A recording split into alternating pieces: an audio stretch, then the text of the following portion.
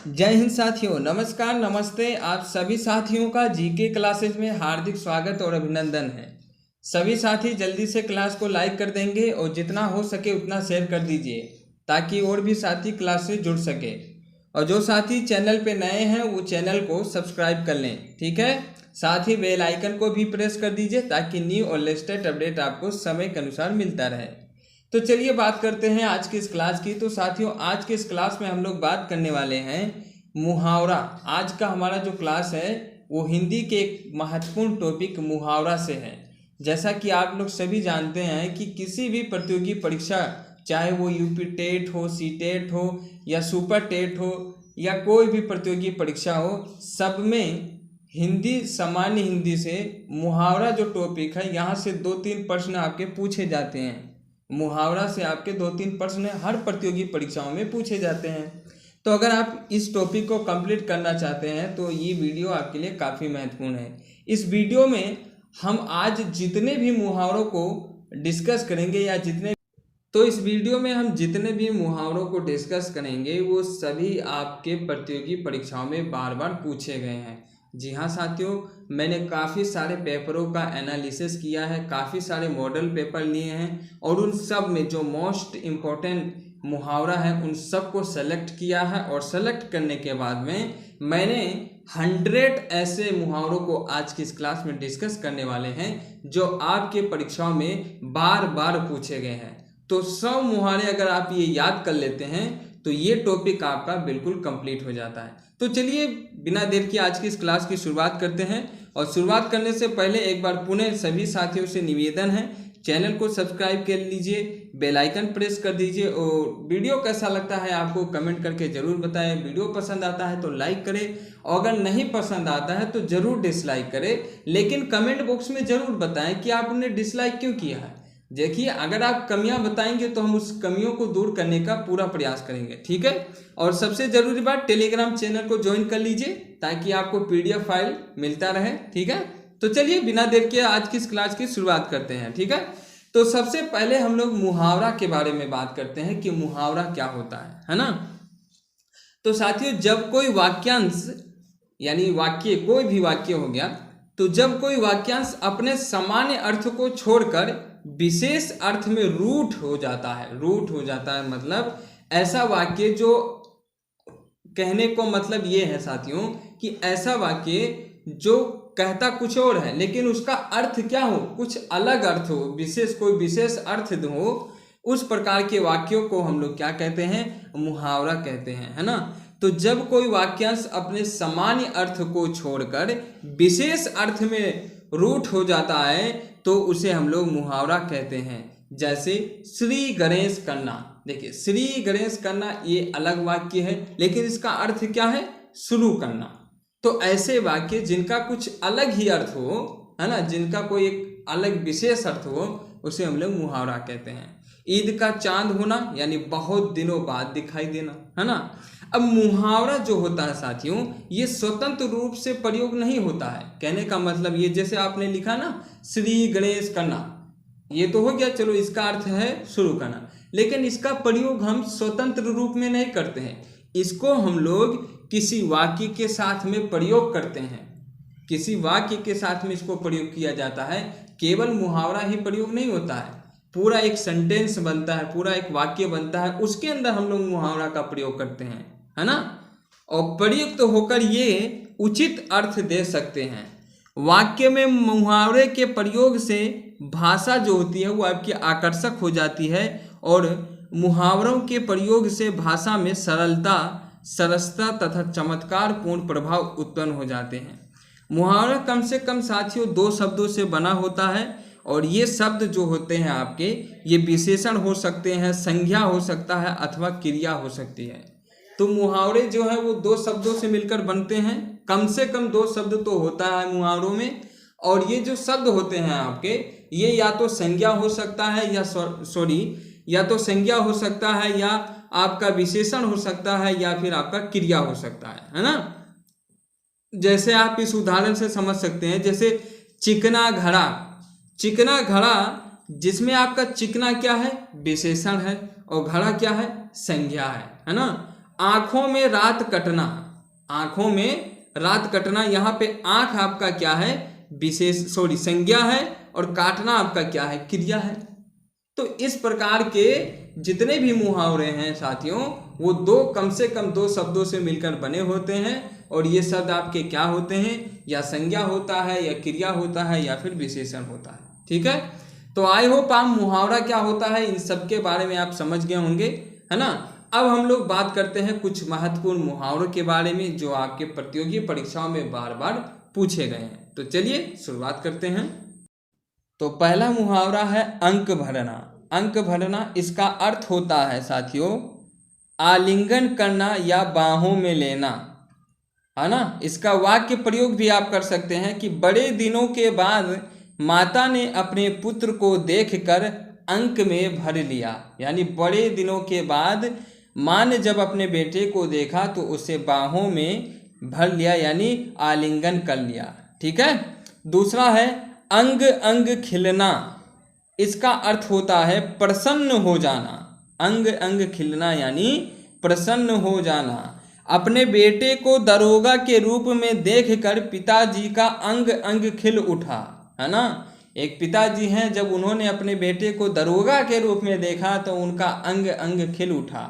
तो यहाँ पे अंग अंग खिल उठा यानी प्रसन्न हो गए, वो बहुत खुश हुए।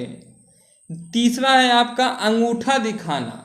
अंगूठा दिखाना जिसका अर्थ क्या हो जाएगा, समय पर इनकार कर देना, है ना। समय पर क्या, इनकार कर देना। सरकार ने परीक्षा कराने का वादा किया था पर समय आने पर क्या किया, अंगूठा दिखा दिया, जो कि आजकल ज़्यादातर हो रहा है ना। आजकल आप जानते ही हैं, जितने भी युवा हैं वो सब जानते हैं कि सरकार क्या करती है, परीक्षा कराने का वादा करती है, वैकेंसी निकालने का वादा करती है, नौकरी देने का वादा करती है, लेकिन समय आने पर क्या करती है, अंगूठा दिखा देती है। तो अंगूठा दिखाने का मतलब क्या हो गया, समय पर इनकार कर देना, है ना। चौथा है अंगूर खट्टे होना। अंगूर खट्टे होने का अर्थ क्या हो गया, प्राप्त न होने वाली वस्तु को बेकार बताना। पहले तो सरकारी नौकरी के लिए दिन रात मेहनत करता था, पर जब नौकरी नहीं मिली तो कहता है कि सरकारी नौकरी अच्छी नहीं है, अर्थात अंगूर खट्टे हैं। पांचवा क्या है, अंधे की लाठी। अंधे की लाठी इसका अर्थ हो गया एकमात्र सहारा। क्या हो गया, एकमात्र सहारा। वाक्य प्रयोग करिए इसका, परेशानी की हालात में उसने मेरी सहायता अंधे की लाठी के समान की, है ना। मुसीबत में कोई अगर मुसीबत में रहता है तो कोई उसकी मदद कर देता है, तो इसका मतलब क्या हो गया कि उसने अंधे की लाठी का काम किया है। अंधकार में जिस प्रकार अंधा एक लाठी लेके चलता है, लाठी के सहारे चलता है, ठीक उसी प्रकार परेशानी की हालत में एक व्यक्ति ने दूसरे व्यक्ति की अंधे की लाठी के समान मदद की, है ना। समझ में आ रहा ना आपको। चलिए आगे बढ़ते हैं।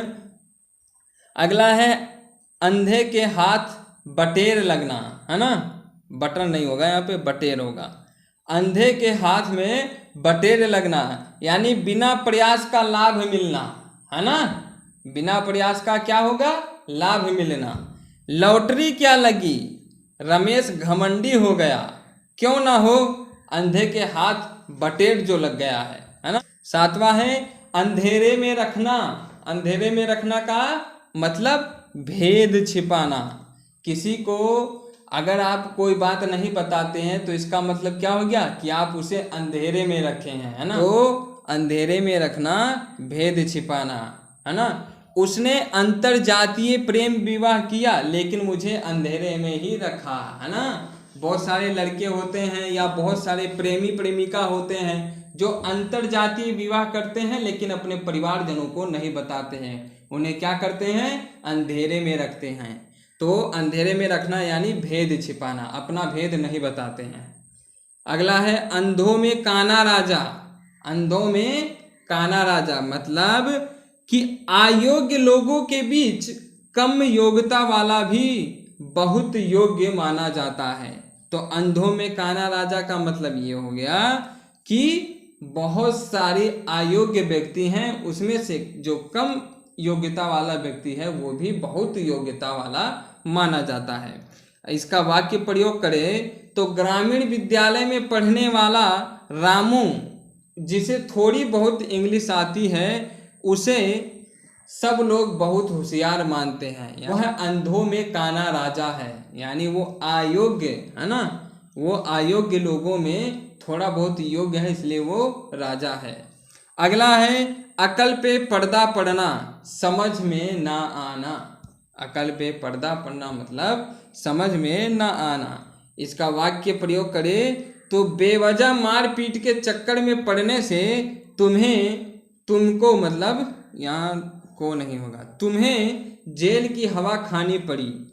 बेवजह मारपीट के चक्कर में तुम्हें जेल की हवा खानी पड़ी। क्या तुम्हारे अकल पे पर्दा पड़ा था? मतलब क्या तुम्हें समझ में नहीं आया कि हमें बेवजह मारपीट के चक्कर में नहीं पड़ना चाहिए, है ना? समझ में आ रहा ना साथी? चलिए आगे बढ़ते हैं। बहुत आसान है, कुछ कठिन नहीं है इतना। अगला है अपना उल्लू सीधा करना, है ना? अपना उल्लू सीधा करना मतलब अपना मतलब निकालना, है ना? अपना मतलब निकालना। जैसे चुनाव के समय क्या होता है, आजकल के जो राजनेता हैं वो जनता की नहीं सोचते हैं, बल्कि वे अपना उल्लू सीधा करने में लगे रहते हैं, है ना? तो अपना उल्लू सीधा करना मतलब अपना काम निकालना या अपना मतलब निकालना। अगला है अपना सा मुंह लेकर रह जाना। अपना सा मुंह लेकर रह जाना मतलब लज्जित होना, शर्मिंदा होना, है ना? जब उसकी चोरी पकड़ी गई तो वह अपना मुंह लेकर रह गया। मतलब कोई चोर था जिसने चोरी की थी, और जब उसकी चोरी पकड़ी गई तो वो अपना सा मुंह लेकर रह गया, यानी वो शर्मिंदा हुआ, लज्जित हुआ, है ना? अगला है अपने मुंह मियाँ मिट्ठू बनना, मतलब अपनी बढ़ाई खुद ही करना। अब वाक्य प्रयोग कीजिए इसका। कोई तुम्हारी तारीफ करे तो समझ में आता है, पर अपने मुंह मियाँ मिट्ठू बनाने से क्या फ़ायदा, या बनने से क्या फ़ायदा। यानी मान लीजिए कोई लड़का है, वो अपनी तारीफ खुद ही कर रहा है, तो इसका मतलब क्या हो गया, वो अपने मुंह मियाँ मिट्ठू बनना, यानी ना। चलिए अगला है आंख उठाकर ना देखना। इसका क्या हो जाएगा, तिरस्कार करना। आंख उठाकर ना देखना मतलब तिरस्कार करना। वाक्य प्रयोग करें इसका तो सिद्धार्थ ने उसके निकट आने पर भी, सिद्धार्थ ने उसके निकट आने पर भी आंख उठाकर नहीं देखा। यानी कोई आदमी है या कोई व्यक्ति है, जब उसके पास सिद्धार्थ उसके निकट गया तो उसने आंख उठाकर उसे नहीं देखा, यानी उसका तिरस्कार कर दिया। तो आंख उठाकर नहीं देखना मतलब तिरस्कार करना। अगला है आंख का कांटा यानी शत्रु बनना। आंख का कांटा शत्रु बनना। मित्र कभी भी आंख का कांटा बन सकता है। वाक्य प्रयोग क्या होगा, मित्र कभी भी आंख का कांटा बन सकता है, यानी शत्रु बन सकता है। अगला है आंख का तारा यानी बहुत प्यारा। आंख का तारा यानी बहुत प्यारा। वाक्य प्रयोग करें तो सभी बच्चे माता की आंखों के तारे होते हैं, यानी जितने भी बच्चे होते हैं वो माँ के आंखों के तारे होते हैं, बहुत ही प्यारे होते हैं। जितने भी प्राणी हैं, जितने भी व्यक्ति हैं, सबकी जो माँ होती है वो सबको अपनी आंखों का तारा मानती है। जितनी भी माँ है ना, माँ होती ही ऐसे हैं कि वो अपने बच्चों से बहुत प्यार करती हैं, उन्हें अपने आंखों का तारा मानती है। तो आंखों का तारा यानी बहुत प्यारा।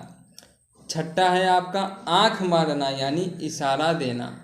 उसने आंख मारी और मैं समझ गया कि यहाँ से निकलना चाहिए, यानी उसने इशारा किया कि यहाँ से निकल जाओ, यहाँ पे तुम्हारे लिए खतरा है, तो मैं वहाँ से निकल गया। तो इशारा देना क्या हो गया इसका, आंख मारना यानी इशारा देना। आंख फेर लेना प्रतिकूल होना। आंख फेर लेना प्रतिकूल होना, या फिर ये कह सकते हैं आप कि मुंह मोड़ लेना, है ना। आंख फेर लेना यानी प्रतिकूल होना या मुंह मोड़ लेना। वाक्य प्रयोग करें इसका तो सहायता की जरूरत के समय परिजनों ने आंखें फेर ली, है ना। कोई व्यक्ति है, उसकी जब सहायता करनी चाहिए थी परिवार लोगों को, तो परिवार के लोग उससे आंखें फेर लिए। तो वो कह रहा है कि आंखें फेर लेना यानी प्रतिकूल होना। अगला है आंखों में धूल झोंकना यानी धोखा देना, यानी धोखा देना, है ना। जेब कतरों ने आंखों में धूल झोंक कर जेब से सारे पैसे निकाल लिए, यानी जेब कतरों ने क्या किया, आंखों में धूल झोंक कर सारे पैसे निकाले, यानी धोखा दिया और पैसे लूट लिए। चलिए आगे बढ़ते हैं। आंखों में गिरना यानी आदर घट जाना। रमेश अपनी हरकतों के कारण हम सबकी आंखों से गिर गया है। रमेश की हरकतें ऐसी है कि वो हमारी आंखों से क्या हो गया, गिर गया, यानी उसका आदर हमारे नज़रों में कम हो गया। आग बबूला होना यानी बहुत गुस्सा होना। आग बबूला होना यानी बहुत गुस्सा होना।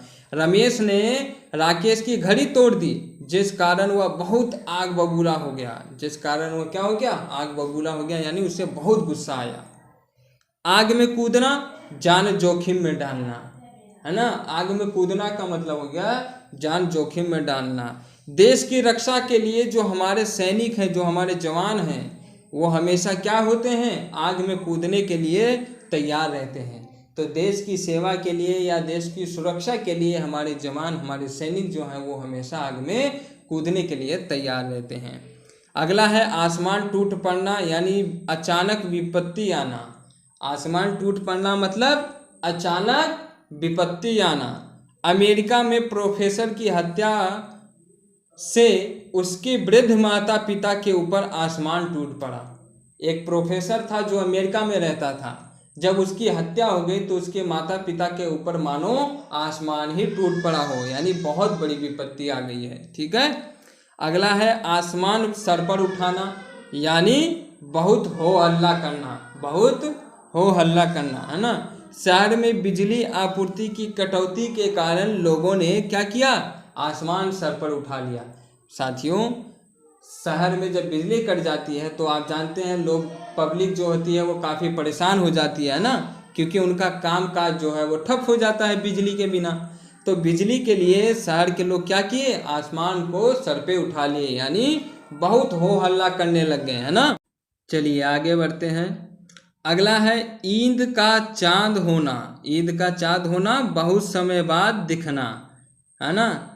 वाक्य प्रयोग करें इसका, तो रमेश आजकल कहाँ रहते हो, तुम तो ईद के चांद हो गए हो। मतलब रमेश बहुत दिनों बाद दिखाई पड़ा, तो किसी ने उससे कहा कि यार तुम बहुत दिनों बाद दिखाई दे रहे हो, तुम तो जैसे ईद के चांद हो गए हो। ईद का चांद क्या होता है, बहुत दिनों बाद दिखाई पड़ता है ना, इस वजह से। उगल देना यानी भेद खोल देना। उगल देना यानी भेद खोल देना। इसका वाक्य प्रयोग करें तो नक्सली नेता ने गिरफ्तारी के बाद अपनी सारी रणनीति उगल दी, है ना। किसी को जब अरेस्ट किया जाता है, जो पुलिस होते हैं जब किसी को अरेस्ट करते हैं तो उन्हें 3rd डिग्री से टॉर्चर किया जाता है। जब 3rd डिग्री से टॉर्चर किया जाता है तो अपनी बातों को वो उगल देते हैं, यानी क्या करते हैं, अपने सारे भेद खोल देते हैं। तो उगल देना यानी भेद खोलना। अगला है उल्टी गंगा बहाना। उल्टी गंगा बहाना मतलब उल्टा काम करना, है ना। उल्टी गंगा बहाना मतलब उल्टा काम करना। अतिथि आकर यदि खर्च करने लगे तो इसे ही उल्टा गंगा बहाना कहते हैं। बहुत ही शानदार वाक्य प्रयोग है। कहने का मतलब यह साथियों कि अगर आपके घर पे मेहमान आते हैं तो आपका खर्चा करना होता है, आपको खर्च करना चाहिए। लेकिन अगर मेहमान आकर खुद ही खर्चा करने लग जाएं तो इसे हम क्या कहेंगे, उल्टी गंगा बहाना, यानी उल्टा काम करना। कोई काम जिसे करना चाहिए अगर वो ना करे, कोई दूसरा करे, तो उसे हम कहते हैं कि उल्टी गंगा बहाना। अगला है साथियों उल्टी पट्टी पढ़ाना। क्या है अगला, उल्टी पट्टी पढ़ाना यानी बहकाना।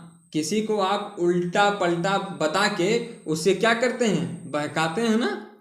तो जैसे उदाहरण इसका है, वाक्य प्रयोग करें तो किसी ने राकेश को उल्टी पट्टी पढ़ा दी कि शिक्षक के डांटने के पीछे मेरा हाथ था, है ना। यानी किसी लड़के को डांट पड़ी तो किसी ने उसे जैसे कह दिया कि ये तुम्हें जो डांट पड़ी है ये रोहन के कहने पे पड़ी है ना। तो राकेश को उल्टी पट्टी पढ़ा दी गई कि शिक्षक के डांटने के पीछे मेरा हाथ यानी रोहन का हाथ है। अगला है ऊंट का सुई के छेद से निकलना। ये क्या हो जाएगा, इसका अर्थ असंभव कार्य है ना। ऊंट का सुई के छेद से निकलना असंभव कार्य। कभी आपने देखा है क्या, ऊंट जो है कितना बड़ा होता है, वो कभी सुई के छेद से निकल सकता है? नहीं ना। ऊंट कभी भी सुई के छेद से नहीं निकल सकता, क्योंकि सुई का छेद बहुत छोटा होता है, उसमें केवल धागा ही आर पार निकल सकता है, ऊंट थोड़ी निकलेगा उससे। तो इसके कहने का मतलब ये है, देखिए यहाँ पे आप मुहावरे का परिभाषा अच्छे से समझ सकते हैं। क्या है, ऊंट का सुई के छेद से निकलना, वाक्य कुछ और है और लेकिन इसका विशेष अर्थ क्या निकल रहा है कि असंभव कार्य। ऊंट कभी छेद से निकलता है क्या? नहीं निकलेगा ना। बस सिंपल सा है यार, फालतू में टेंशन लेते हो, मुहावरा नहीं आता है ना। ऊंट का सुई के छेद से निकलना यानी असंभव कार्य। पढ़ाई नहीं करने वालों का प्रतियोगिता में सफल होना ऊंट का सुई के छेद से निकलना है। मतलब जो बच्चा पढ़ाई नहीं करता, लिखाई नहीं करता, मेहनत नहीं करता, उसका अगर प्रतियोगी परीक्षा में सफल होने की बात की जाए तो ये तो ऊंट का सुई के छेद से निकलना जैसा है। आई होप आप समझ गए होंगे। चलिए आगे बढ़ते हैं। एड़ी चोटी का पसीना एक करना यानी अत्यधिक परिश्रम करना। कहने का मतलब एड़ी से लेके चोटी तक यानी नीचे से लेके शिखर तक पूरा आपका क्या, एड़ी से लेके चोटी तक बहुत परिश्रम करना, अधिक परिश्रम करना है ना। एड़ी से चोटी का पसीना एक करना यानी अत्यधिक परिश्रम करना। रमाकांत जी अपनी लड़की के लिए सुयोग्य वर की तलाश में एड़ी से चोटी का पसीना एक कर चुके हैं। रमाकांत जी है, उन्होंने क्या किया है कि अपनी लड़की की उनको शादी करनी है, तो वो अपनी लड़की की शादी के लिए एक अच्छे लड़के की तलाश में एड़ी से चोटी तक का जोर लगा देते हैं, यानी बहुत अधिक परिश्रम करते हैं वो, है ना। तो आई होप समझ गए होंगे आप। ओखल में सर देना, ओखल में सर देना मतलब अपने से जोखिम लेना, है ना। ये तो वही बात होगी जैसे आ बैल मुझे मार, है ना। ओखल में सर देना और आ बैल मुझे मार, ये दोनों का आप समझ जाइए एक ही अर्थ होगा, अपने से जोखिम लेना, है ना। तुम्हें उन दोनों के आपसी झगड़े में नहीं पड़ना चाहिए था, अब ओखल में सिर दे चुके हो तो भुगतो। मतलब ये कि जब दो लोग लड़ रहे थे तो आपको उसमें नहीं जाना चाहिए छुड़ाना। ये वाक्य प्रयोग कर रहा हूं मैं, है ना। जब उन दोनों के आपसी झगड़े में जब कोई तीसरा लोग जाता है तो वो क्या करता है कि ओखल में सिर देता है, मतलब ये कि वो भी उसमें शामिल हो जाता है। ठीक है, आजकल का जमाना कुछ ठीक नहीं है, जब दो लोग आपसे में झगड़ा करें तो दूर ही रहना चाहिए तीसरे को। ठीक है। अगला है कलेजे पर सांप लौटना यानी ईर्ष्या करना। कलेजे पर सांप लौटना यानी ईर्ष्या करना। परिश्रम से धन अर्जित करने वाले को देख कलेजे पर सांप लौटने का क्या फायदा। जो लोग परिश्रम से धन अर्जित करते हैं, जो लोग मेहनत मजदूरी करके पैसा कमाते हैं, उनको देखकर बहुत सारे लोगों के क्या होता है, कलेजे पर सांप लौटता है, यानी उन्हें ईर्ष्या होती है। कलेजा ठंडा होना यानी संतोष होना, है ना। पड़ोसी एक मुकदमे में जेल चला गया तब रमेश का कलेजा ठंडा हो गया। भाई रमेश का एक पड़ोसी था, उसके ऊपर मुकदमा चल रहा था, अब वो जेल चला गया तो रमेश को संतुष्टि हो गई, उससे संतुष्ट हो गया वो। तो चलिए आगे बढ़ते हैं। अगला है कलेजा मुंह को आना यानी दुख होना। कलेजा मुंह को आना, दुख होना। ट्रक और कार की टक्कर देख राकेश का कलेजा मुंह को आ गया। वाक्य प्रयोग, ट्रक और कार की टक्कर देखकर राकेश का कलेजा मुंह को आ गया। खरी खोटी सुनाना यानी भला बुरा कहना। वाक्य प्रयोग, इतनी खरी खोटी सुनने के बाद सुनील की आदत सुधरती ही नहीं है। तो खरी खोटी सुनाना यानी भला बुरा कहना। खेत आना यानी वीरगति पाना। कई लड़ाइयों में मराठा सैनिकों की बड़ी संख्या खेत आई, जिसे कारण मराठों का पराजित होना पड़ा, है ना। कई लड़ाइयों में मराठा सैनिकों की बड़ी संख्या खेत आई, मतलब बहुत सारी सैनिक, मराठी सैनिक वीरगति को प्राप्त हो गए, जिस कारण मराठों को पराजित होना पड़ा। अगला है खून पसीना एक करना, यानी कठिन परिश्रम करना। पिता ने खून पसीना एक कर बेटे को पढ़ाया, पर बेटे ने बुढ़ापे में पिता को घर से निकाल दिया, यानी खून पसीना एक करना, कठिन परिश्रम करना। अगला है खाक छानना, यानी भटकना। खाक छानना, भटकना। नौकरी की खोज में मोहन आजकल खाक छान रहा है, यानी भटक रहा है। अगला है खेल खेलना, परेशान करना। उसने मेरी कलम ले ली और खोज देने के लिए शर्त लगाकर खेल खेलता है। अगला है गड़े मुर्दे उखाड़ना, यानी दबी बात को फिर से उभारना। कुछ हुआ, जो कुछ हुआ उसे भूल जाओ, लेकिन तुम तो गड़े मुर्दे उखाड़ने में लगे हो। गड़े मुर्दे उखाड़ना यानी पुरानी बातों को फिर से उभारना। गांठ का पूरा। गांठ का पूरा होने का मतलब है मालदार, है ना। इसका वाक्य प्रयोग करें तो धूर्त लोगों को अकल के अंधे तथा गांठ के पूरे दोस्त बहुत अच्छे लगते हैं। तो गांठ का पूरा मतलब मालदार। अगला है गांठ में बांधना। गांठ में बांधना, इसका अर्थ हो जाएगा खूब याद करना, है ना, खूब याद करना। बात गांठ में बांध लो कि रोज व्यायाम करना स्वास्थ्य के लिए लाभप्रद है। तो गांठ में बांधना मतलब खूब याद करना, है ना। चलिए आगे बढ़ते हैं। और अगला है घोड़े बेचकर सोना। घोड़े बेचकर सोना, इसका क्या अर्थ हो जाएगा? बेफिक्र होना, बेफिक्र होना ना, इस मतलब कोई चिंता नहीं होना। इसका वाक्य प्रयोग करें कि बेटी के विवाह के बाद प्रत्येक पिता घोड़े बेचकर सोता है ना। बेटी के विवाह के बाद प्रत्येक पिता क्या करते हैं? घोड़े बेचकर सोते हैं, यानी घोड़े बेचकर सोना मतलब बेफिक्र होना, है ना। आई होप समझ में आ रहा होगा आपको। अगला है घड़ों पानी पड़ जाना। घड़ों पानी पड़ जाना मतलब इसका क्या हो जाएगा? अत्यंत लज्जित होना, है ना। घड़ों पानी पड़ना यानी अत्यंत लज्जित होना। वाक्य प्रयोग करें इसका तो हमेशा कक्षा में प्रथम आने वाले रोहित को इस बार प्रधानाध्यापक ने परीक्षा में चोरी करते पकड़ा तो उसके ऊपर घड़ों का पानी पड़ गया, यानी वो बहुत अत्यंत लज्जित हुआ, है ना। घड़ों का पानी पड़ना यानी बहुत लज्जित होना, अत्यंत लज्जित होना।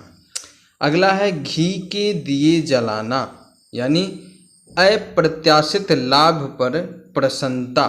ऐसा लाभ जो अप्रत्याशित हो और उस पर अगर आपकी प्रसन्नता है तो उसे हम क्या कहते हैं कि घी के दिए जलाना। घी के दिए जलाना मतलब अप्रत्याशित लाभ पर प्रसन्नता। इसका वाक्य प्रयोग करें तो भगवान श्री राम के अयोध्या वापस लौटने की खुशी में अयोध्या वासियों ने घी के दिए जलाए, है ना। तो यहाँ पे वाक्य प्रयोग क्या हुआ? भगवान श्री राम के अयोध्या वापस लौटने की खुशी में अयोध्या वासियों ने क्या किया? घी के दिए जलाए, है ना। चलिए अगला क्या है? चुल्लू भर पानी में डूब मरना। चुल्लू भर पानी में डूब मरना यानी शर्मिंदा होना, बहुत ही ज़्यादा शर्मिंदा होना, है ना। वाक्य प्रयोग करें तो कुकर्म करने वालों को तो चुल्लू भर पानी में डूब मरना चाहिए, है ना। तो जो कुकर्मी होते हैं उन्हें चुल्लू भर पानी में क्या होना चाहिए? डूब मरना चाहिए, यानी उन्हें बहुत शर्मिंदा होना चाहिए। ठीक है, समझ में आ रहा? चलिए आगे बढ़ते हैं। अगला क्या है? अगला है चैन की बंसी बजाना, यानी आनंद पूर्वक जीवन बिताना। चैन की बंसी बजाना मतलब आनंद पूर्वक जीवन बिताना। इसका वाक्य प्रयोग करिए तो नौकरी मिलने के बाद वह चैन की बंसी बजा रहा है ना। अगर कोई सरकारी नौकरी पा जाता है तो क्या करेगा? वो चैन की बंसी बजाएगा। तो नौकरी मिलने के बाद में वह चैन की बंसी बजा रहा है, अर्थात आनंद पूर्वक जीवन व्यतीत कर रहा है। अगला क्या है, छक्के छुड़ाना। इसका अर्थ क्या हो गया, परास्त करना। छक्के छुड़ाना मतलब परास्त करना। इसका वाक्य प्रयोग करें तो बांग्लादेश ने विश्व कप क्रिकेट के पहले ही मैच में भारत के छक्के छुड़ा दिए, है ना। वैसे तो कभी छुड़ा नहीं सकती, क्योंकि हमारी भारतीय टीम काफ़ी महत्वपूर्ण टीम है, मतलब काफ़ी बहुत ही शानदार टीम है हमारी भारतीय टीम। इतने अच्छे अच्छे बैट्समैन हैं उसमें कि कोई उसे हरा नहीं सकता। बाकी ये तो वाक्य प्रयोग है, कर सकते हैं वाक्य प्रयोग में कुछ भी, है ना। बांग्लादेश ने क्या किया, विश्व कप के क्रिकेट के पहले ही मैच में भारत के छक्के छुड़ा दिए। ठीक है, चलो इसको चेंज ही कर देते हैं हम लोग, है ना। भारत ने विश्व कप क्रिकेट के पहले ही मैच में बांग्लादेश के छक्के छुड़ा दिए, है ना। हम भाई इंडियन हैं तो हम बांग्लादेश की क्यों तारीफ करें। ठीक है, अगला देखिए क्या है, छठी का दूध याद आना। छठी का दूध याद आना यानी कठिनाई अनुभव होना। कठिनाई अनुभव होना। छठी का दूध याद आना मतलब कठिनाई अनुभव होना। वाक्य प्रयोग करें तो मैंने उसे इतना पीटा कि उसे छठी का दूध याद आ गया होगा। छठी का दूध याद आना मतलब कठिनाई अनुभव होना, है ना। मैंने उसे इतना पीटा कि उसे छठी का दूध याद आ गया होगा, है ना। तो छठी का दूध याद आना मतलब कठिनाई अनुभव होना। अगला क्या है, जमीन। जमीन आसमान एक करना। जमीन आसमान एक करना मतलब बड़े बड़े उपाय करना। जमीन आसमान एक करना मतलब बहुत बड़े बड़े उपाय करना। चुनाव में सफलता के लिए नेतागण क्या करते हैं, जमीन आसमान एक कर रहे हैं। जितने भी नेता होते हैं वो चुनाव के समय जमीन आसमान एक कर देते हैं सफलता पाने के लिए। अगला क्या है, जहर का घूंट पीना मतलब क्रोध को दबा देना। जहर का घूंट पीना मतलब क्रोध को दबा देना। गुस्सा आता है तो बहुत से लोग क्रोध को, अपने गुस्से को कंट्रोल कर लेते हैं, तो वही है जहर का घूंट पीना। उसके दुर्व्यवहार से मुझे बहुत गुस्सा आया, लेकिन परिस्थिति को देखते हुए मैंने जहर का घूंट पी लिया। ये आप वाक्य प्रयोग कर सकते हैं, है ना। तो साथियों ये क्लास जो है आपकी बहुत ज़्यादा बड़ा हो जाएगा, मतलब आधे घंटे से ऊपर की क्लास हो जाएगी। तो मुहावरा जो है ये हम 2 पार्ट में पढ़ेंगे। पहला पार्ट है, इसमें हम लोग 50 मुहावरों को डिस्कस किए जो आपकी परीक्षाओं में बार बार पूछे गए हैं। अब अगले जो 50 मुहावरे हैं वो अगली वीडियो में यानी अगले क्लास में आपको मिलेंगे। तो आज की इस क्लास में बस इतना ही, और क्लास को पूरा देखिएगा शुरू से लेकर अंत तक। क्लास अगर आपको पसंद आती है तो क्लास को लाइक कर दीजिए और चैनल को सब्सक्राइब करना ना भूलें, और साथ ही अपने सभी साथियों में ज़रूर शेयर कीजिएगा ताकि वो भी क्लास का भरपूर लाभ उठा सके।